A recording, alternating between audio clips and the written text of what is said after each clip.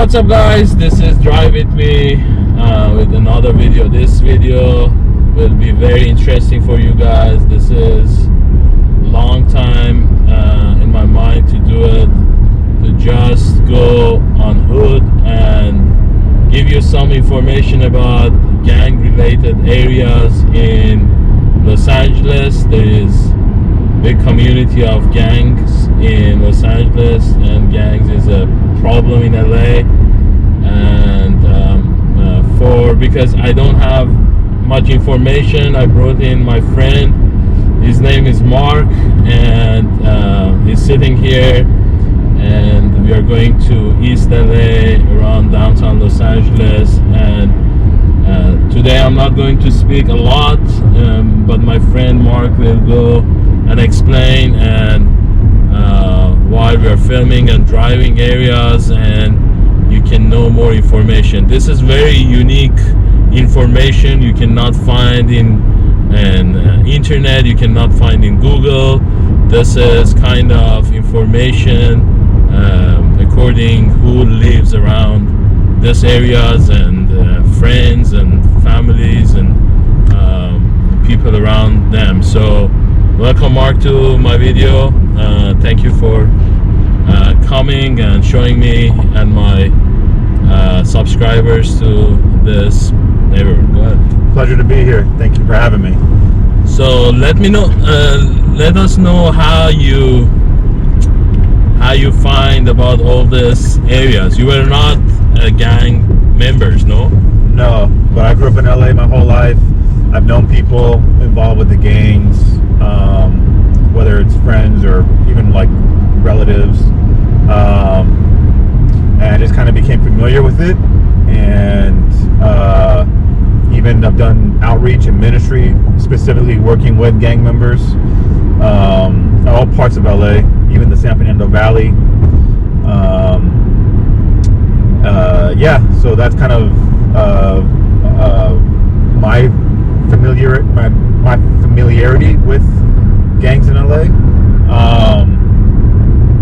Just seeing the communities and seeing a lot of the issues that plague some of the communities, and that have kind of helped bring about formations of gangs in our city. Like, gangs just don't come together and say like, hey, we want to go do this and do this and do this, do this. There's a lot of issues that have culminated both within them and within their lives personally and individually, and also just socially and environmentally, that help shape why gangs are where they're at and why they're in LA. So that's my knowledge with it. I'm not no expert, but I try to learn it as best I can to think of ways just to better reach out to them, and because they're not monsters, and they're not these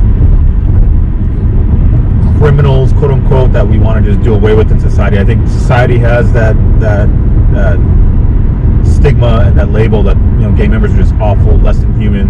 But the reality is, they're God's image bearers. God created them in His image, and they're people, and they're people with stories. I wonder, like, because I didn't grow up in Los Angeles, I didn't born in U.S.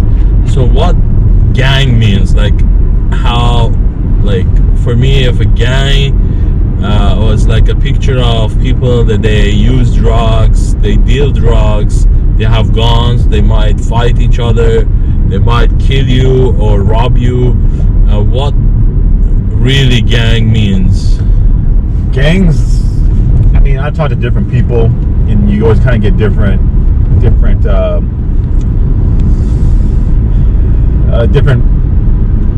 descriptions of what it is. The one I always hear the most is they're like a family that will take you in. I've even had people say, like, they never, like, individual people tell me that they would never even call themselves a gang, but they were given that label by like law enforcement or society in some way. But they're more like a family, like a majority of people who I know, and just kind of, I think the commonality for a lot of gang members is they come from a lot of broken homes, like lack of parents, maybe missing one parent, maybe missing both parents. Some of them come from families that are 2 or 3 or 4 generations deep in the gang. And so it's just like a natural thing to kind of be a part of it. It's a family that accepts them with all their imperfections and everything that they struggled through in their early stage as a child. The gang just takes that in and offers, acceptance. It offers protection. It offers a sort of love, in a sense, that they're not really getting perhaps at their home. And then when you also walk outside the door, like especially in a lot of these communities, that's kind of all somewhat you see sometimes. Like there's people who grow up in these communities and they don't join gangs, you know, but there's people who grow up and, if you live in an apartment complex or in a house and like all you walk out and you see is the gang members and everybody, like everybody just knows everybody just knows each other. Like it's a community. And so I would kind of describe it more in those terms of like a family community in a sense. But what we know of it, especially if you're never familiar with it, is like, oh, they're just the guys who harm people or they commit crime, stuff like that. But there's that backstory to those issues. So, and then like how that gang groups created, like is a time or they have like a leader or how that form that family is like a family like or friends, they became friends, and then how that form and how they get the power and how get the neighborhood, how that process like really worked. I think you got people who grew up in a certain neighborhood and there was gangs that formed out of protection from law enforcement, protection from other people from other neighborhoods. It'd be interesting, there's documentaries you can watch specifically pertaining to African American gangs where you see why they formed. A lot of it being coming out of like the civil rights era and everything they've had to endure, the injustices as a people. They were kind of left in communities that everybody wanted to get away from, and there was again like a lot of these issues affecting them maybe in their personal lives, in their home life or something. But you just had a bunch of individuals with like no leaders in a sense. Like you had leaders that were in the black community, Martin Luther King and Malcolm X and Medgar Evers. These guys were leaders in the black community, and they all kept getting killed off, and you're just kind of left with communities. Even the Black Panthers, they get killed off, and you left in these communities with like gaping holes of leadership. And these guys just kind of bond together in certain neighborhoods because they grew up with one another, they know each other, maybe their family, and you have this need for protection in some ways, like I said, from maybe law enforcement or from other groups of individuals coming in. And I think, with Hispanic gangs, that's also another thing, is that, they just form amongst where they grew up at. And then if all of a sudden you get this gang here that's now formed, and then you got this group over here that, okay, well, we're not from that neighborhood, we're from this neighborhood, and so we're forming our thing. And that's how you just got all these different gangs that just kind of popped up throughout LA. And it's not like, gangs aren't just like, okay, you got a Hispanic gang, you got the Crips, and you got the Bloods. It's close to probably anywhere from 800 to 1,000 maybe different neighborhood gangs in Los Angeles throughout LA County.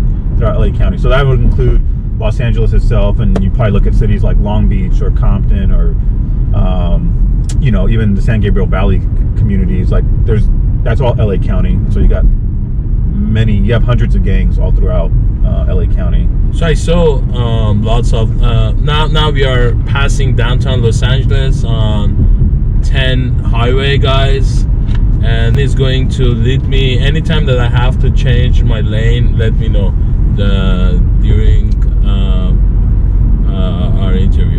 go straight now? Yeah. Awesome. So I know lots of times, like, I see different signs, even with your hand, and even flag or on the walls. There's lots of things. But if you want to name like three gang groups, the biggest groups in LA and Los Angeles County, what that three names is? The three biggest gangs? Yes. 18th Street, probably. 18th Street? Yeah, they're all over LA, all over the US, even into like countries in like Central America and all that. Really? Yeah. They're Hispanic or Hispanic, primarily Hispanic. Okay. Almost all Hispanic. I don't know if there's there's another big one over here. Another Hispanic gang is Florencia 13. They're in South Central. Florencia 13. They're in South LA. They're huge. Another, I don't know if it's the biggest, but they're, well known because of, the news, is MS 13. They're out here. MS 13. Yeah, they're also all over in different. They're Hispanic or? They're Hispanic. They're Latino. Okay. Or they're more El Salvadorian. But they're all over. They're also in Central America, especially El Salvador. But I would also say with black gangs too, like African American gangs, you got like the Rolling 60s, neighborhood Crips. There's a couple. There's the East Coast Crips.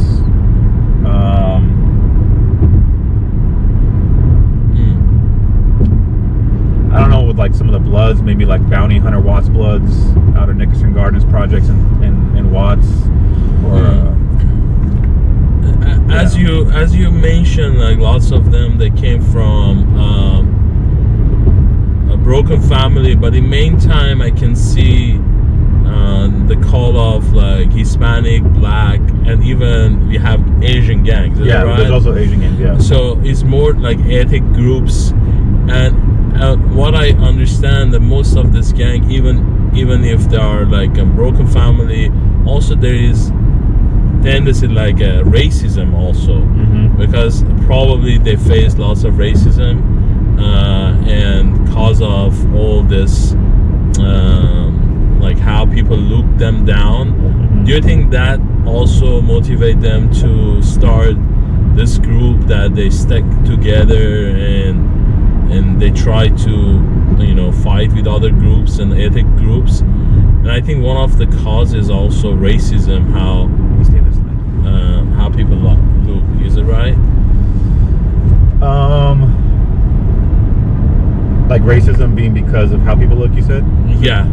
Racism caused to form and bound more closely to each other.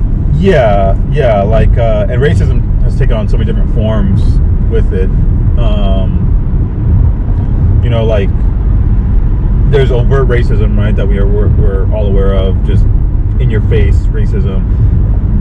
And but when you look at like our city and the history of our city, like, there's communities over here that were like at one time like white. Like, you take the city of Compton, it used to be white at one point, and then with all the redlining and all the like housing racism that was involved in housing policies, like blacks couldn't live in certain areas, and then when blacks were able to move, white flight happened. Whites like, oh, we don't want to live around, and they take off. So racism manifesting itself in that way. Whites take off all the resources. Businesses don't want to invest in those communities. So you see this like racism kind of right there. And even when you kind of look at it on the flip side of it nowadays with gentrification, I'd say not this street, but the next one you can get off. Okay. Like gentrification, like while it brings like economic quote unquote boom to a community, like it's for higher income people, usually, and what the people who usually get displaced are the lower income people, which in this city is normally Black or Hispanic. And so you kind of see how these communities for so long were disregarded, and people didn't want to invest in them. But now all of a sudden, when there's this like interest in the community because you can find economic resources, or there's like something quote unquote sexy about the community. Whether it's location or whatnot. Now it's like, okay, well, now we want to invest, but it's not going to be for the people that have been there and that have struggled without the resources, but now it's going to be for the higher income people who didn't want to be in the city, you know. But those are things that, like, you know, you kind of abandon people in these communities, and it's like they don't have resources. Like, you don't see high office buildings. You can go right, you don't see like these high office buildings like you do like in maybe like West LA or Santa Monica. You know, you don't see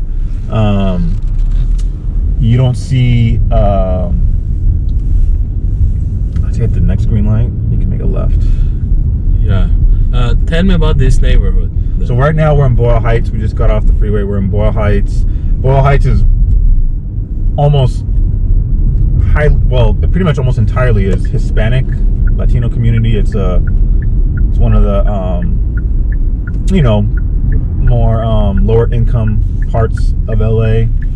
It's a very old historical neighborhood. A lot of historical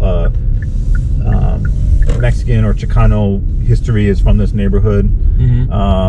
Some of the first gangs in all of LA originated out of this area. Which one? I know one of the oldest ones. You got like White Fence. Okay. The Maravillas, which are more in East LA, which is like just about a couple miles that way. There's some other ones too. I think there's gangs like the Flats, and but I don't know exactly when all of them start. But like some of those are like some of the oldest ones in our city actually. So but you kind of see, I don't know, you just see it's a lot different look than when you're in like driving down San Vicente Boulevard in Brentwood. Yeah, definitely.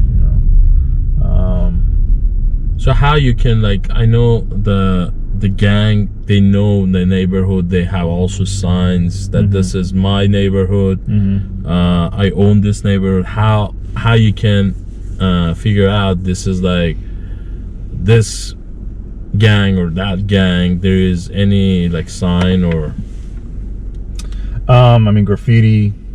They'll tag up the community with graffiti to kind of let you know like that's their territory, or they'll go into maybe a rival gang's territory. There's a gang that claims it or dominates it. You know, they don't run it per se in terms of the actual like the way the facility would run, but they just they usually are. You can find them there. Do you like? I wonder, do we have like a girls gang? They're girl gang members, but there's never been like their own separate like girl gang that go, like, girls are just part of the neighborhood that the guys will, like, they'll all be from the same neighborhood kind of deal. They'll have their own little cliques within the neighborhoods, and so the girls might have like their own clique. Like recently there was in my neighborhood there was like this 2 girls and 2 very young girls, like 18, and boys also 20, 21, attacked to a woman in the parking car on the driveway and stopped like a few times and took the car, and like had an accident after that. And then it's just kind of the news, when we heard about news, like what they did to prove that they're worthy to be part of gang. So it's just kind of being in that gang, you have to do a crime. So how that works? Is it like real? Like you have to go do something that bad to stab a pregnant woman and took the car with 2 girls and 2 boys? From things that I've heard, like with initiation, you know, they get jumped in sometimes and all that, and like they'll have to go, as they call it, put in work, you know, to kind of like show that you're down for the neighborhood, to show that you're willing to do stuff. You know, I don't know what all that looks like all the time. I don't know if it means robbing somebody. I don't know if it means shooting somebody. I mean, it could mean probably different things, but they normally do have to, I think, put in some sort of...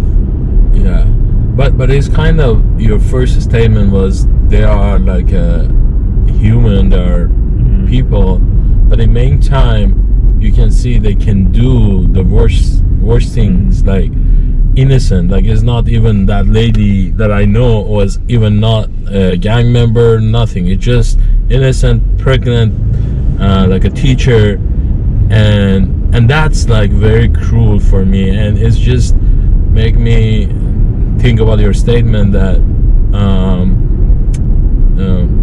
they are not really like why they should do kind of like that, and I don't understand it. I think you can kind of see in some ways the depravity of mankind. Yeah. I get this lane. Right, lights. You see the depravity of mankind, I think, manifested not only in gang culture, but just, but like, yeah, you know, in society in general. You can see it manifested in so many ways. But I think the mentality sometimes is like, for instance, some of them, not all, maybe not all of them, some of them grow up in very rough environments, not just like even the neighborhood, but like their household might be very, how they learn to respond and how they always deal with stuff is like maybe just violence. Like, that's just what they do. And there's kind of a mentality, or maybe a persona you got to keep up with, in terms of like, you got to show that you're down. Yeah. And I know I talked to guys before, and like their mentalities are like, my mentality, not mine specifically, but the guys who I talked to were like, you know, their mentality was like, anybody can be a victim. Like, if I catch you, you know, and if you have something that I want, like, I'll get you. Not every gang member is like that. You know, not all of them are out there to like, you know, hurt. It's not really to harm innocent people. I mean, it happens, but you know, their thing is more with like robbing neighborhoods. Yeah. So this is housing projects, if you can see. Which one? Right here to the right. Oh, the right. This is called the Strata Courts. There's a lot of murals all throughout this housing projects.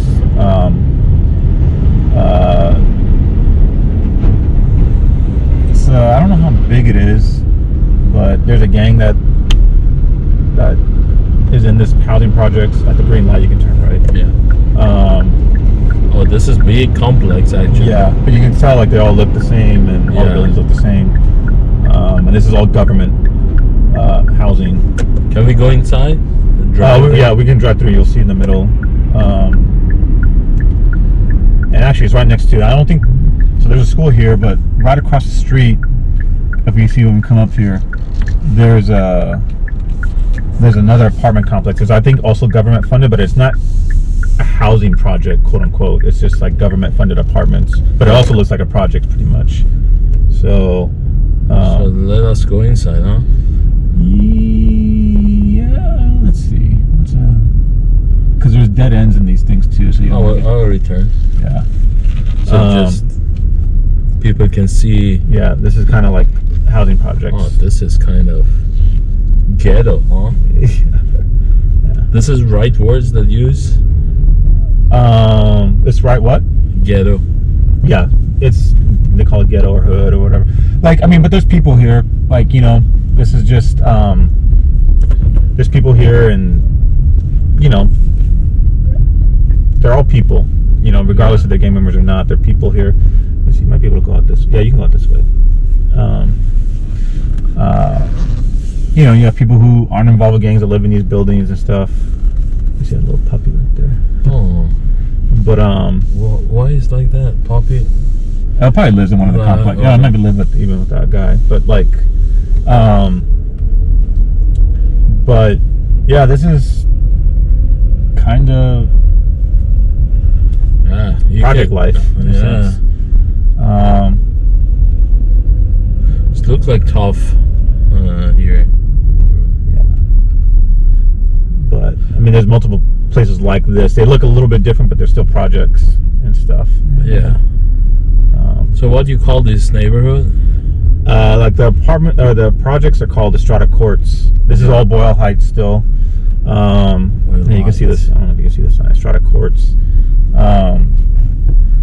What's that? Strata Courts. Strata Courts. That's the name of the housing projects.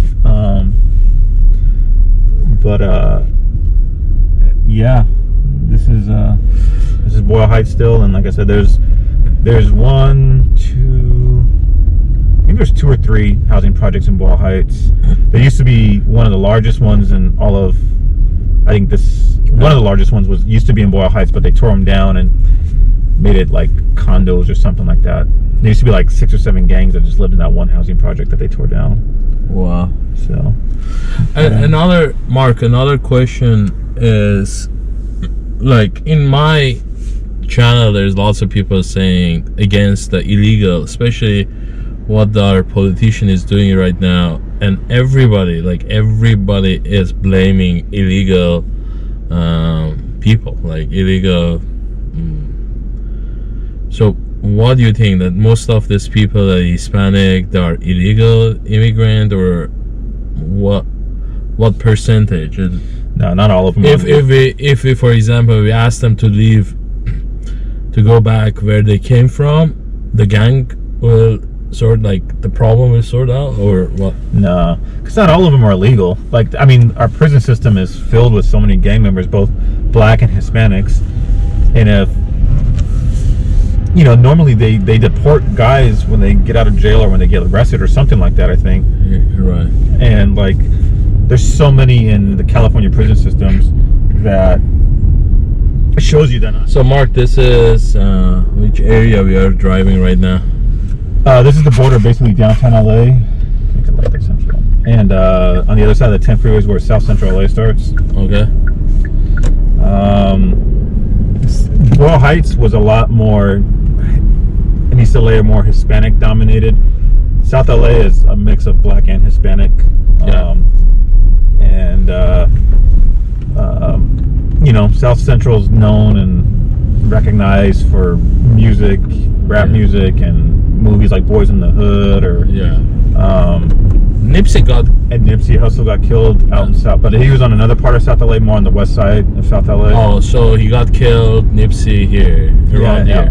Not around here, this immediate area, but more off of he was killed on Crenshaw, which is like more on the west side of South Central. But yeah, I'm trying to think of Ice Cube, the rapper Ice Cube's out of South Central LA. There's a lot of other rappers, I think, that have come out of South LA. Nipsey Hussle. Nipsey Hussle was part of this neighborhood. He was part of the Rolling 60s Crips, which are located on the west side of South Central. We're on the east side of South Central. This is more like, they would call this area specifically in terms of a neighborhood, historic South Central. Yeah.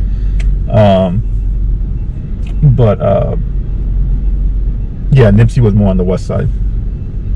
We're like on the northeast corner of South Central. So he was part of gangs.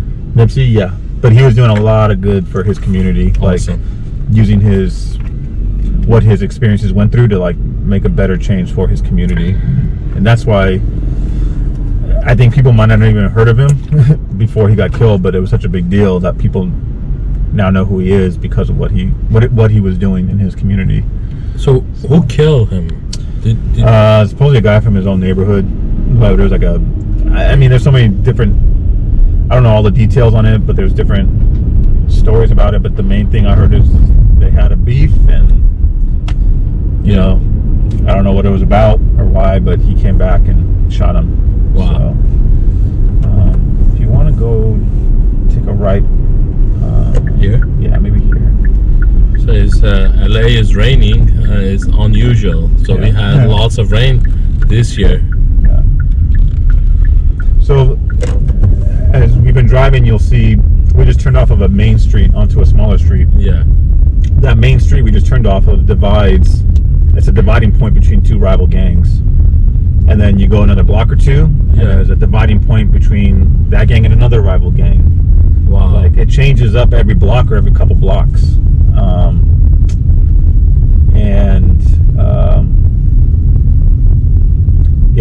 South LA, Boyle Heights, those areas, this is very common. Compton, these are areas where it's like, you come to an intersection and you can have 4 different gangs that claim a corner of each of that. Interesting. In that area. How they make money? Like drugs? Yeah, it could be drugs, hustling. A lot of it's through drugs, selling drugs. But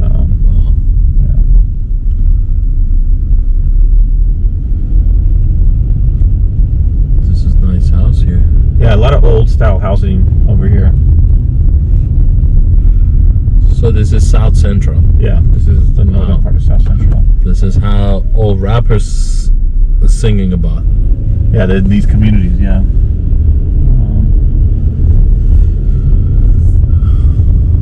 I think if you, let me see. How often you are hanging out here? I have friends that live not far from here, Okay. but you can go left, I think. But I don't hang over here a lot. You know, I've known a couple of different people who live in South LA. But,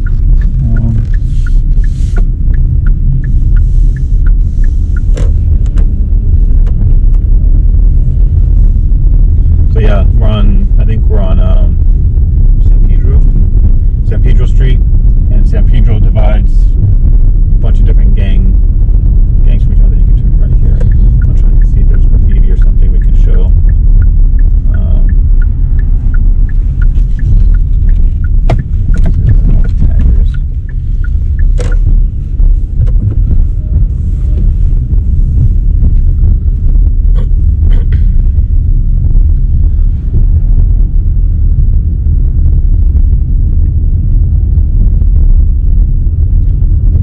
Yeah, the style of housing is different. The apartment buildings are different. Yeah, it's very interesting. Yeah. So to rent a place here is how much? I don't know, actually. That's a good question. It's not compared to West LA. It's probably a lot cheaper. That's for sure. Yeah. Probably I have to come and live here. Yeah. Whoa. Yikes. That's dog. So yeah, we can go around and I'll show you some. We'll look at some graffiti over there. Yeah, we can go right the light. Yeah. Look around. This old tags is like a gang. No, most of this is taggers. Just Okay. tagger. There's difference with taggers and gangs. Taggers just tag buildings. They're not into like all the violence and all that stuff. You know. How you can know? Normally, gangs will hit up their neighborhood. Taggers usually hit up their name. Gangs don't. You know, a lot of crews will end with like a K or a C, like tagging crews. Yeah. Gangs don't do that. Like gangs usually hit their neighborhood up. They're not a crew. And they'll hit their neighborhood up, and then maybe some of their individual members from that neighborhood might tag their names, but taggers are usually putting their own name up or just, Yeah. you know, and you can kind of tell just by the style of writing. If you learn it and study it long enough, you'll pick up on it. There's a lot of it. There's a gang graffiti in here. There's tagger graffiti in here. Over here, like. Yeah. I think a lot of this is tag. Well, like up there a little bit, there's like gang graffiti. Which one? The blue. You see, there's like a squiggle right there. HOB. Mm-hmm. Then underneath it says Flats. I think Flats is a gang that's in this area. PF 23. That's Premeta Flats. And then they cross out another gang that came and tagged up over there. I don't know if you can see it on your camera, but yeah. And there's a guy, his name's Slick. More gang crossing out. You can go right. Yeah. That's interesting. Yeah. But gangs will do that, and you'll come into these other areas where other gang, you know, they're rivals, and they just go and tag it up to kind of like almost like as a taunt. Yeah. You know, and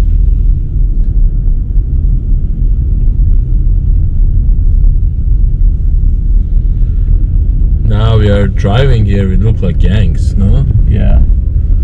So if you look under the left side here, you see on this building there's like a market with an apartments on top, and you see gangs crossing each other out.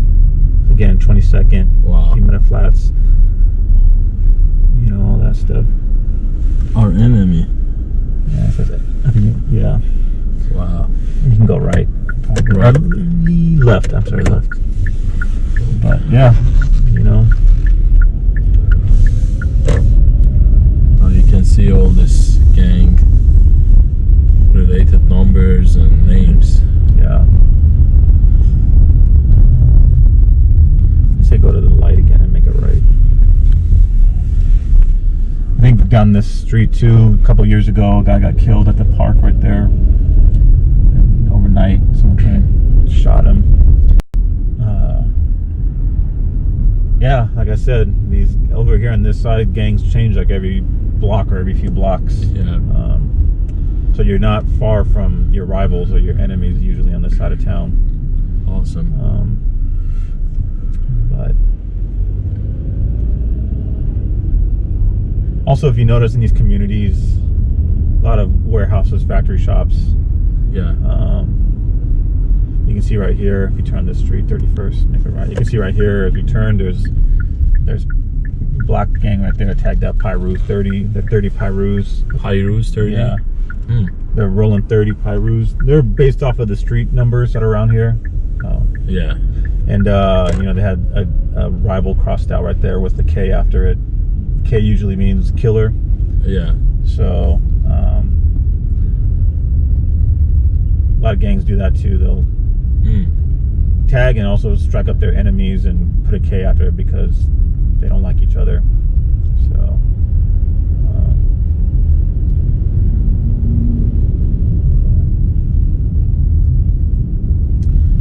So thank you so much, Mark.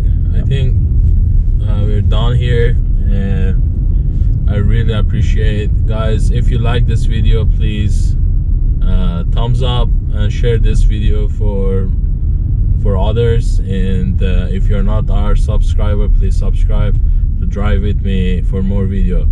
So if you want to say a few words, what you can do, you can tell my audience something.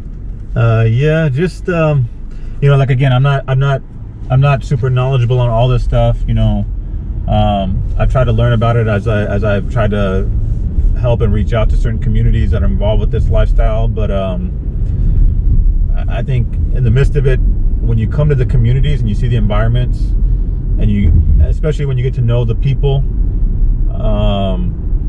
there's stories behind all of this, and I would hope that people will take an approach to want to know more. It's not about excusing the violence, and it's not about excusing the wrongdoings that come along with it, but just understand people, especially if we call ourselves a follower of Christ or something like that, knowing those things, that these are people. And yeah, awesome. Thank you very much, and hope you will do the best, and with God's help. Thank you, guys, and drive with me, and thank you for watching this video.